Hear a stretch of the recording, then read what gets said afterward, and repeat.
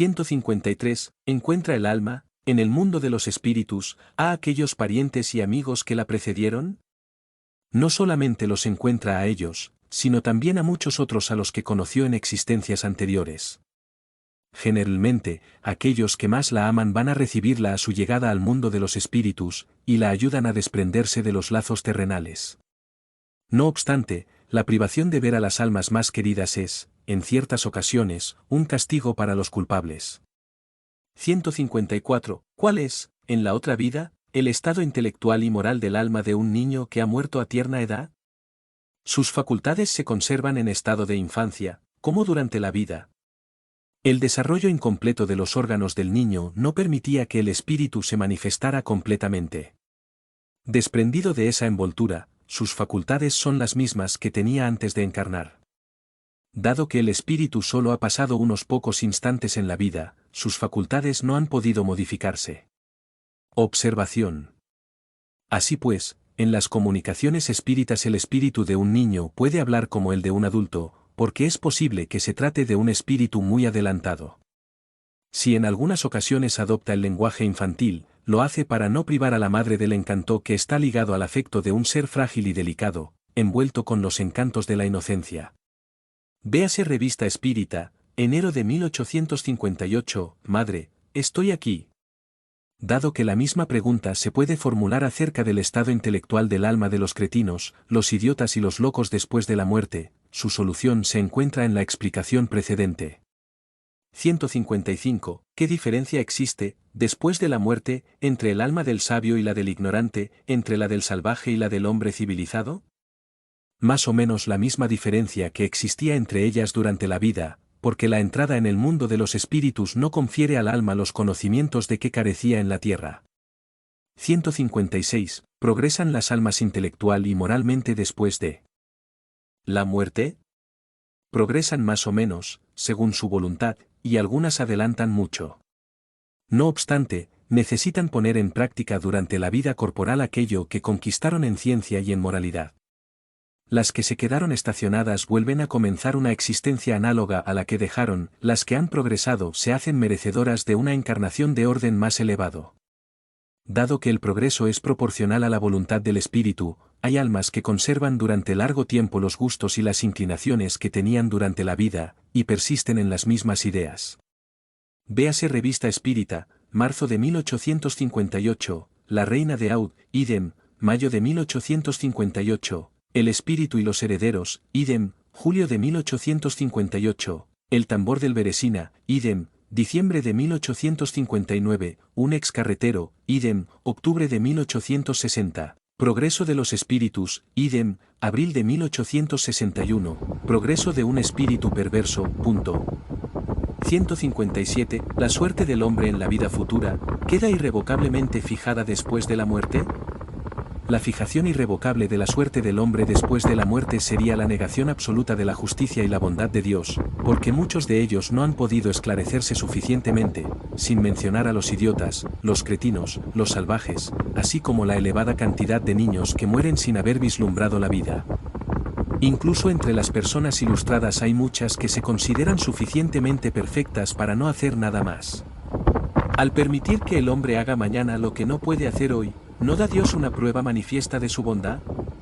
Si la suerte está irrevocablemente fijada, ¿por qué los hombres mueren a edades tan diferentes, y por qué Dios, en su justicia, no concede a todos el tiempo para obrar la mayor suma de bien posible y reparar el mal que han hecho? ¿Quién sabe si el culpable que muere a los 30 años no se habría arrepentido y convertido en un hombre de bien si hubiera vivido hasta los 60? ¿Por qué Dios le quitaría los medios para hacerlo, mientras que los concede a otros? El solo hecho de la diversidad de la duración de la vida, y del estado moral de la gran mayoría de los hombres, prueba la imposibilidad, si se admite la justicia de Dios, de que la suerte del alma esté irrevocablemente fijada después de la muerte. 158. ¿Cuál es, en la vida futura, la suerte de los niños que mueren a tierna edad? Esta cuestión es una de las que mejor prueban la justicia y la necesidad de la pluralidad de las existencias. Un alma que solo hubiese vivido algunos instantes, dado que no habría hecho ni bien ni mal, no merecería ni una recompensa ni un castigo. De acuerdo con la máxima de Cristo, cada uno es castigado o recompensado según sus obras, sería tan falto de lógica como contrario a la justicia de Dios que se admitiera que, sin trabajo de su parte, esa alma fuese llamada a gozar de la perfecta dicha de los ángeles, o que se viera privada de ella. No obstante, esa alma debe tener algún destino. Un estado mixto, por toda la eternidad, también sería una injusticia. Por consiguiente, dado que una existencia interrumpida en sus comienzos no puede tener consecuencia alguna para el alma, su suerte actual es la misma que mereció en la existencia anterior, y su suerte futura, aquella que merecerá en sus existencias posteriores. 159. ¿Las almas tienen ocupaciones en la otra vida? ¿Piensan en otra cosa además de sus alegrías o padecimientos?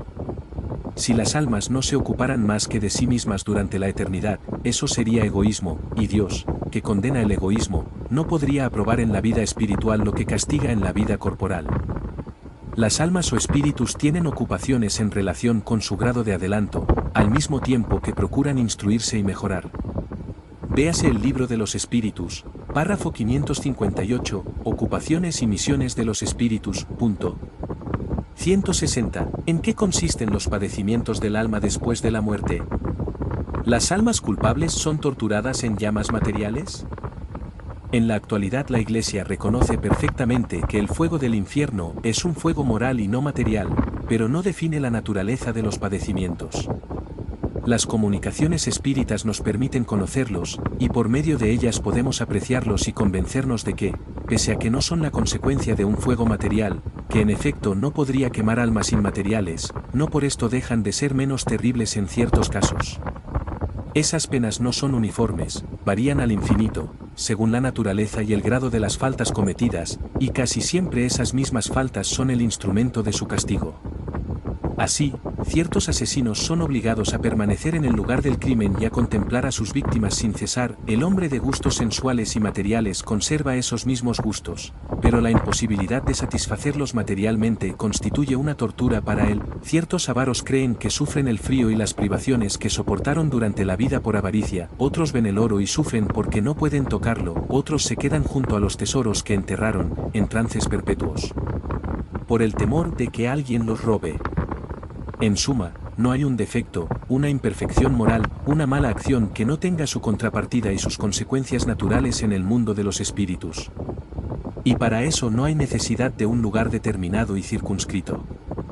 Donde quiera que se encuentre, el espíritu perverso lleva consigo su propio infierno. Además de las penas espirituales, existen las penas y las pruebas materiales que el espíritu que no se ha purificado sufre en una nueva encarnación, donde se lo coloca en una situación que le haga padecer lo que hizo padecer a otros, ser humillado si fue orgulloso, miserable si fue un mal rico, desdichado a causa de sus hijos si fue un mal hijo, etc. Como hemos dicho, la tierra es uno de los lugares de exilio y de expiación, un purgatorio, para los espíritus de esa naturaleza, del que cada uno se puede liberar si mejora lo suficiente para que merezca ir a un mundo mejor. Véase el Libro de los Espíritus, párrafo 237, Percepciones, sensaciones y padecimientos de los espíritus, idem Libro 4, Esperanzas y consuelos, penas y goces futuros, Revista Espírita, marzo de 1858, El asesino Lemer, idem, junio de 1858, El suicida de la Samaritana, idem, diciembre de 1858, Sensaciones de los espíritus, idem, octubre de 1859, El padre Crepin, idem, febrero de 1860, Estelle Riquier, idem, agosto de 1860, El suicida de la calle Quincampoí, idem, octubre de 1860. El castigo, idem, diciembre de 1860, entra, da de un culpable en el mundo de los espíritus, y, castigo del egoísta, idem, febrero de 1861, el suicidio de un ateo, idem, septiembre de 1861, la pena del talión, punto. 161, ¿es útil la plegaria para las almas que sufren? Todos los espíritus buenos recomiendan la plegaria. Además, los espíritus imperfectos la solicitan como un medio de aliviar sus padecimientos. El alma por la cual se ruega experimenta alivio, porque la plegaria es un testimonio de interés, y el desdichado siempre recibe consuelo cuando encuentra corazones caritativos que comparten sus dolores. Por otro lado, Mediante la plegaria se lo estimula al arrepentimiento y al deseo de hacer lo necesario para que sea feliz. En ese sentido es como se puede abreviar el sufrimiento del espíritu, si por su parte contribuye con su buena voluntad. Véase el Libro de los Espíritus, párrafo 664, Revista Espírita, diciembre de 1859, Efectos de la plegaria en los espíritus que sufren.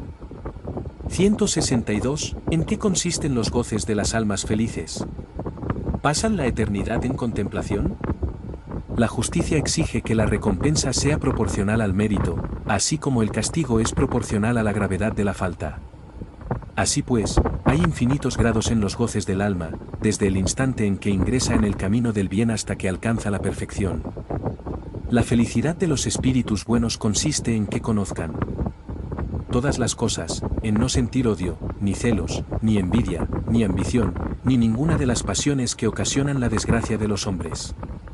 El amor que los une es para ellos una fuente de suprema felicidad. No experimentan las necesidades, ni los padecimientos, ni las angustias de la vida material.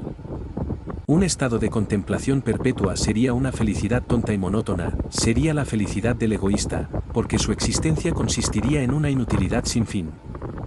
La vida espiritual es, por el contrario, una actividad incesante a causa de las misiones que los espíritus reciben del Ser Supremo, como sus agentes en el gobierno del universo, misiones que son proporcionales a su adelanto y cuyo desempeño los hace felices, porque les proporciona ocasiones de ser útiles y de hacer el bien. Véase el Libro de los Espíritus, párrafo 558, Ocupaciones y misiones de los espíritus, Revista Espírita, octubre de 1860, Los espíritus puros y La morada de los bienaventurados, idem, junio de 1861, Señora Gourdin. Observación. Invitamos a los adversarios del espiritismo, y a aquellos que no admiten la reencarnación, a que den respecto de los problemas precedentes una solución más lógica mediante algún otro principio que no sea el de la pluralidad de las existencias.